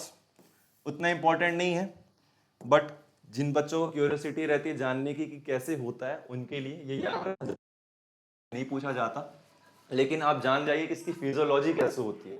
तो विथ एडवांसिंग एज मतलब बढ़ती उम्र के साथ फीमेल में क्या रहता है, ओवेरियन फॉलिकल जो रहता है वो डिप्लीटेड होने लगता है, डिप्लीशन होने लगता है, जिसके कारण क्या होता है, बढ़ती उम्र में ओवेरियन फॉलिकल का डिप्लीशन होने के कारण क्या रहता है, ओवेरियन फॉलिकल खत्म हो रही है, मतलब खत्म हो रही है इन द सेंस वो अपनी जगह में डिप्लीट होने लग रही है, जिसके कारण क्या होता है कि एस्ट्रोजन का सिक्रीशन कम हो जाता है।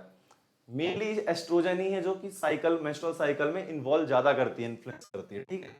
तो एस्ट्रोजन साइकिल क्या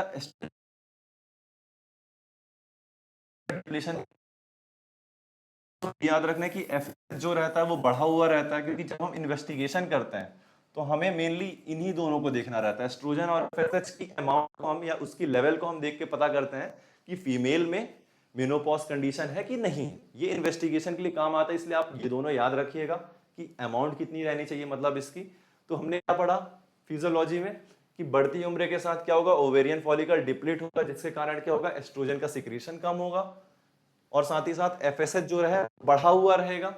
तो एस्ट्रोजन के डिक्रीज होने के कारण क्या होगा, मेंस्ट्रुएशन जो होगा इरेगुलर होगा। पहले जो साइकिल जो रेगुलर चलती थी मेंस्ट्रुअल साइकिल वो इरेगुलर होगी।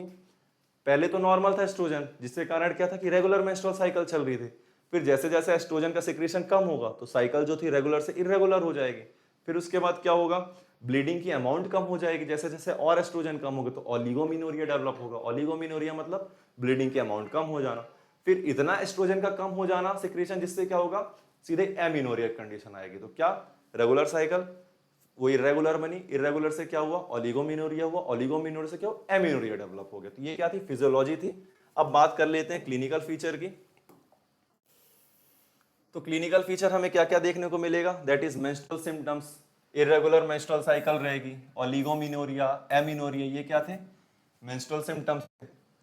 वैसोमोटर सिम्टम्स में क्या, हॉट फ्लशेस बहुत इंपॉर्टेंट है। याद रखना कि मेंस्ट्रुअल मेनोपॉज अगर आए तो मेनोपॉजल सिम्टम्स में आप हॉट फ्लशेस लिख दो। हॉट फ्लशेस मतलब क्या होता है कि let excessive heat in face, neck और चेस्ट, मतलब फेस में, नेक में और चेस्ट रीजन में एक्सेसिव हीट होना, उसे हम क्या कहते हैं, हॉट फ्लशेस कहते हैं। मेंस्ट्रुअल सिम्टम्स हमने क्या पढ़ा, इरेगुलर मेंस्ट्रुअल साइकिल रहेगी या ओलिगोमेनोरिया या एमिनोरिया डेवलप रहेगा। वैसोमोटर सिम्टम्स में क्या, हॉट फ्लशेस, नाइट स्वेटनेस मतलब रात में ज्यादा पसीना आएगा, डिजीनेस रहेगा। साइकोलॉजिकल सिम्टम्स की बात करें तो फीमेल जो रहेगी बहुत ही इरिटेट रहेगी, एंग्जाइटी डेवलप रहेगा, उसका मूड स्विंग होगा और किसी भी काम में मन नहीं लगेगा। ठीक है, ये साइकोलॉजिकल सिम्टम्स हो गए। मस्कुलोस्केलेटल क्या होता है कि बैक एक, घुटनों में दर्द, जॉइंट। ऑस्टियोपोरोसिस मतलब होता है हड्डियों का गलना। जो डेंस थी हमारी हड्डी, वो क्या हो गई, धीरे धीरे डेंस उसका कम होने लगा, उसी को हम ऑस्टियोपोरोसिस कहते हैं।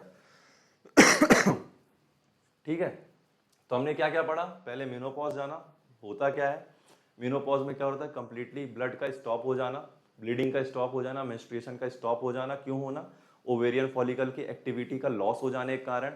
इसमें भी हमने क्या पढ़ा, डायग्नोसिस हम कैसे करेंगे, retrospectively, that is past history लेंगे कि 12 महीने तक लगातार उसको एमिनोरिया डेवलप है, मतलब एमिनोरिया मतलब no menstruation, without any pelvic pathology और विदाउट एनी मैटरनल पैथोलॉजी, मतलब कोई भी उसमें पैथोलॉजी नहीं है, ना ही फिजियोलॉजिकल कॉज था उसमें। फिर हमने क्या पढ़ा, क्लिनिकल फीचर देखा, फिजियोलॉजी जाना उसकी, फिजियोलॉजी में क्या जाना कि एस्ट्रोजन का जो सिक्रीशन था वो कम होगा और एफएसएच बढ़ा रहेगा। फिर उसके बाद हमने क्या पढ़ा, क्लिनिकल फीचर पढ़ा। क्लिनिकल फीचर में हमने क्या देखा, मेंस्ट्रुअल सिम्टम्स देखा, वेसोमोटर सिम्टम्स देखा, जिसमें से हॉट फ्लैशेस बहुत इंपॉर्टेंट है, फिर नाइट स्वेटिंग याद रखना है। फिर साइकोलॉजिकल सिम्टम्स देखा कि इरिटेट रहेगी, एंग्जाइटी रहेगी, उसका कॉन्सेंट्रेशन बहुत पूर रहेगा। मस्कुलोस्केलेटल में जॉइंट पेन, बैक एक, ऑस्टियोपोरोसिस। अगर आपके घर में कोई होगा जो 55 या 50 प्लस अगर कोई भी फीमेल होगी, तो जरूर उसमें ये कंडीशन तो जरूर होगा कि उसको जॉइंट बैक एक हो सकता है। साथ ही साथ यूरोजेनिटल सिम्टम्स की और रिकरेंट यूरिनरी ट्रैक्ट इन्फेक्शन होगा, है ना। अब बात कर लेते हैं डायग्नोसिस की। ये थे सिम्टम्स हमारे। तो क्लिनिकल डायग्नोसिस क्या होगी कि फीमेल की एज 45 से ऊपर वो आएगी और क्या बोलेगी कि मुझे 12 महीने से एमिनोरिया डेवलप है, और साथ ही साथ वो सिम्टम्स भी बताएगी अपनी कि मुझे रात को बहुत ही ज्यादा पसीना आता है, या उसके फेस में या चेस्ट रीजन में या नेक में क्या होती है, एक्सेसिव हीट रहती है, ठीक है, या इरिटेट रहती है, या फिर उसके कमर में दर्द है, ये सब बताएगी बिल्कुल कि हाँ इससे क्या है, मेनोपॉज हो चुका है। अब मेनोपॉज में हम क्या करें और अच्छे से जानने के लिए, तो सीरम एफएसएच टेस्ट करेंगे, जिसमें एफएसएच का लेवल हाई निकलेगा। जो मैंने फिजियोलॉजी ऑफ द मेनोपॉज की बताई थी वो जरूर याद रखना कि एस्ट्रोजन का सिक्रीशन कम, एफएसएच का लेवल हाई। तो इन्वेस्टिगेशन में हमें एफएसएच का लेवल हाई दिखेगा, स्ट्रेडियोल दैट इज एस्ट्रोजन का अमाउंट कम दिखेगा, और बोन मिनरल कराते हैं ऑस्टियोपोरोसिस को जानने के लिए। ठीक है, तो डेक्सा स्कैन भी हम कराएंगे, लेकिन हमें इतने इन्वेस्टिगेशन से तो पता चल ही है, और डेक्सा स्कैन से हम ऑस्टियोपोरोसिस के बारे में जान सकते हैं। अब मैनेजमेंट क्या करेंगे इसमें, तो मैनेजमेंट बेसिकली इसमें लाइफ स्टाइल मॉडिफिकेशन करेंगे। लाइफ स्टाइल मॉडिफिकेशन में क्या, रेगुलर एक्सरसाइज कराएंगे, वेट कंट्रोल कराएंगे, पर्याप्त मात्रा में उसकी नींद आए, या हेल्दी बैलेंस डाइट देंगे। साथ ही साथ ये इंपॉर्टेंट लाइन है, एज एन डॉक्टर आपसे ये क्वेश्चन पूछा भी जा सकता है वाइवा में, 1200 mg पर डे देनी चाहिए, ठीक है। और विटामिन डी की 800 to 1000 international unit per day. तो ये याद रखिएगा क्या, कि जब भी अगर आपके घर में भी अगर कोई होगा 50 ईयर से ऊपर का, तो उसे आप हमेशा उसे कंसल्ट करिए कि आप विटामिन डी की टैबलेट दें। मेनली जो मेनोपॉजल सिम्टम्स रहते हैं उनमें रिलीफ देखने को मिलता है। तो क्या क्या हमें देना है, कैल्शियम टैबलेट कितना 1200 mg पर डे, और विटामिन डी देनी है 800 to 1000 international unit per day. अगर मान लो वेजाइनल ड्राइनेस है तो हम क्या देंगे, ल्यूब्रिकेंट्स देंगे या फिर मॉइस्चराइजर देंगे, रिप्लेसमेंट थेरेपी देंगे। ये क्या होते हैं, कंबाइंड ओरल कॉन्ट्रासेप्टिव पिल्स रहते हैं, इनको देंगे। इससे क्या होगा, जो मेनोपॉजल सिम्टम्स रहेंगे उनमें रिलीफ मिलेगा।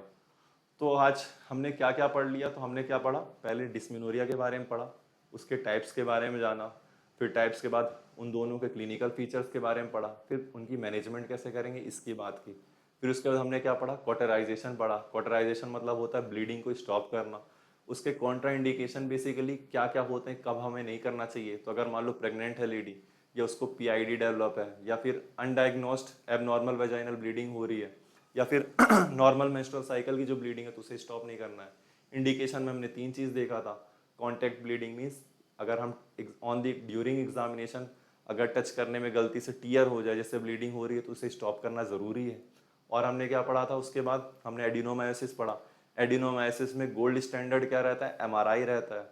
उसके बाद हमने इंडोमेट्रियोसिस पढ़ा। इंडोमेट्रियोसिस के बाद हमने क्या पढ़ा, कॉन्जेनाइटल मालफॉर्मेशन पढ़ा कि मुलेरियन डक्ट की एबनॉर्मेलिटी, मतलब एबनॉर्मल डेवलपमेंट फ्यूजन कैनालाइजेशन के कारण जो कॉन्जेनाइटल मालफॉर्मेशन हो रहा था रिप्रोडक्टिव जेनाइटल ट्रैक्ट के बारे में। फिर उसके बाद हमने क्या पढ़ा, उसके बाद हमने पढ़ा मेनोपॉज के बारे में पढ़ा। और साथ ही साथ हमने क्या पढ़ा, causes of preterm of the labour पढ़ा। आई होप आपको ये समझ में आया होगा। और अगर कोई भी अगर इन चीज़ों में दिक्कत होगी आपको, तो आप ज़रूर आयुर्विद्या पीठ ऐप में जाएं और वहाँ पास अपना क्वायरी लिख दें। Thank you.